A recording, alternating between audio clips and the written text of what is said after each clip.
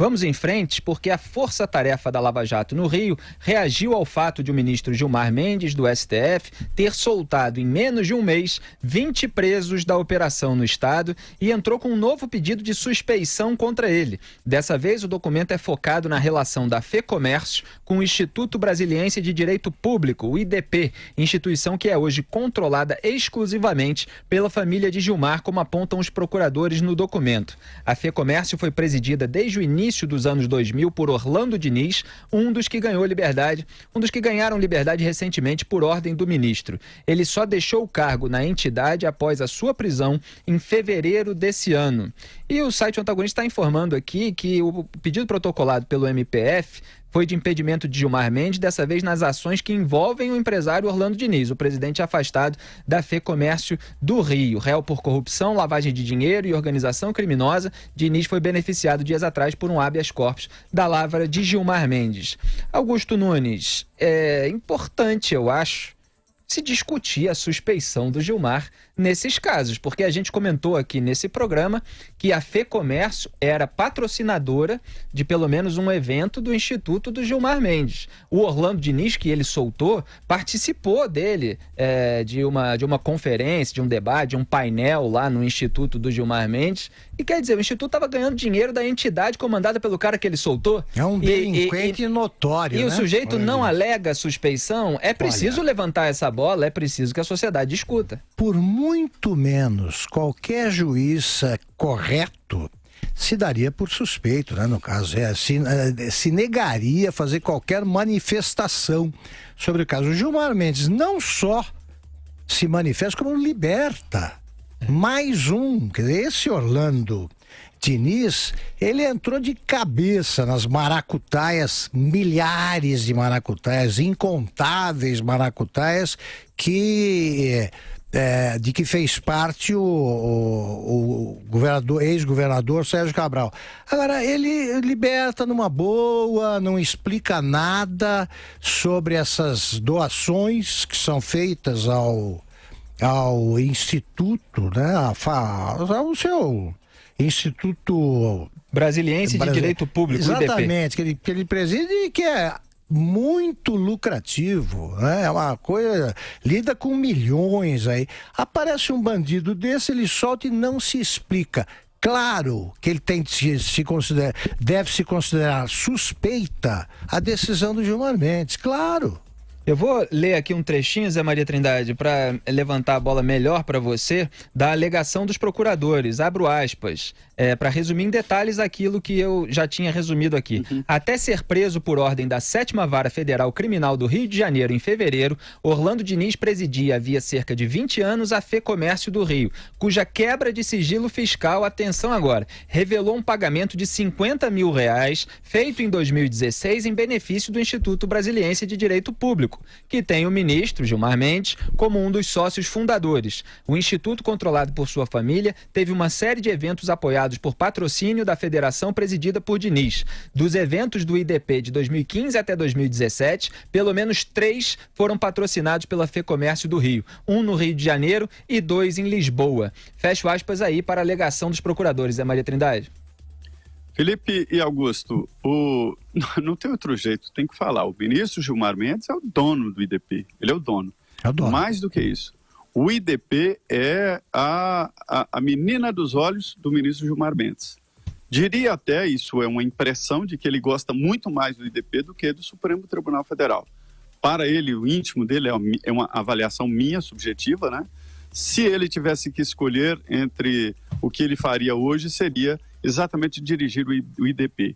E ele conseguiu alavancar, sim, é um instituto de educação muito importante, daqui de Brasília, um dos mais importantes, já está jogando no mercado profissionais bons e a tendência é aprofundar, porque é muito bem estruturado, então não há como falar mais ou menos, ele é o dono, né? Uma relação dessa já impediria o ministro Gilmar Mendes e seria uma decisão dele.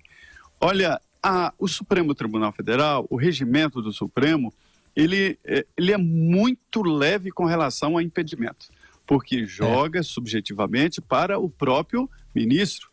E isso foi elaborado de uma maneira que julgasse que os ministros do Supremo Tribunal Federal eram todos senhores probos, responsáveis e, como manda a Constituição, né, tem um notável saber jurídico e uma reputação ilibada, né? Mas a gente vê que esses conflitos existem.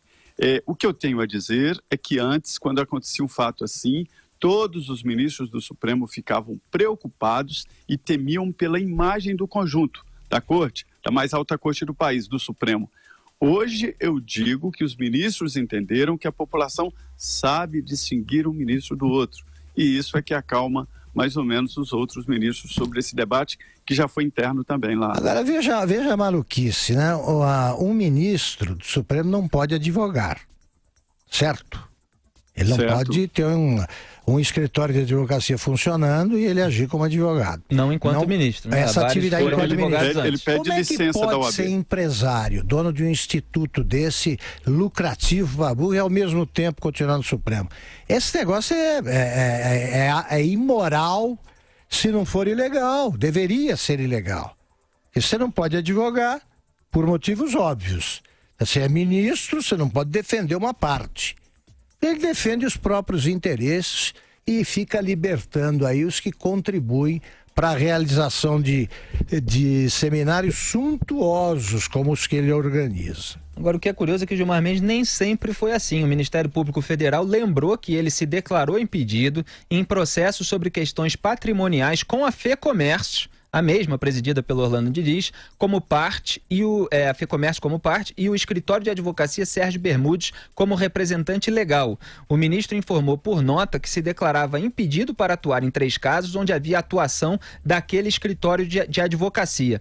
Vou ler aqui mais um trecho das alegações dos procuradores. Aspas, a propósito, parece absolutamente despropositado e irrazoável que uma mesma causa de impedimento de magistrado incida em processo de natureza civil, em que questões de ordem patrimonial são objeto da lide, e não se aplique em processo de natureza penal, onde em jogo o direito fundamental à liberdade e o dever do Estado na repressão a crimes graves, na espécie a corrupção e a lavagem de dinheiro, que é o caso, eles estão se referindo ao caso do Orlando Diniz. Quer dizer, eles estão dizendo como é que se aplica o impedimento a um caso de natureza civil e não se aplica agora no caso que está envolvendo a liberdade ou não do Orlando Diniz. Em outras palavras, resumem os procuradores, não se reconhecem na ordem jurídica pátria a figura do juiz relativamente impedido. Essa é ótima. Fecho aspas para os procuradores, que deram praticamente uma ironizada, mas que é a verdade. Como é que ele se julgou impedido naquele caso e agora não é mais impedido? Ele perdeu de vez a vergonha na cara? Foi isso? É isso aí, sem dúvida.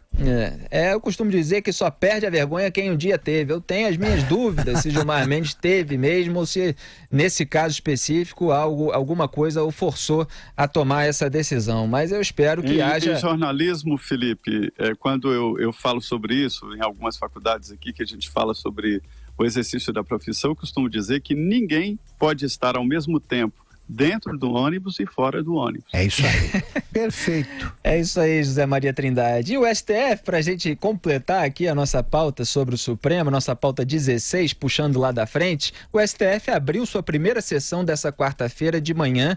Durante esse mês haverá sessões extraordinárias no plenário, nas quartas também pela manhã. A presidente Carmen Lúcia explicou que a ideia é esgotar processos do século XX. Há um estoque de 67 casos. Tá cheio de casos lá para ser julgado, vamos trabalhar mais, né? Ministros do STF, quando a gente tem mais trabalho, a gente trabalha mais, né? Fogão a lenha é isso aí, né? Julgar nesse ritmo. É isso aí. Zé Maria Trindade, algum complemento aí? Não, é isso mesmo, não tem nada de fogão a lenha, né? Tem que cumprir a lei e pronto. Eu reafirmo que é possível sim fazer uma máquina de votar como esta. E só voltando aqui, Felipe, é importante dizer que nos Estados Unidos jamais um assunto desse chegaria à Suprema Corte. Isso porque cada estado, cada condado, cada cidade tem o direito de escolher o seu método de votação. Tanto que em Nova York se vota com aquela máquina horrorosa que puxa uma alavanca, perfura os cartões, e os cartões são enviados para o computador, aquele computador antigo do sim e do não, né?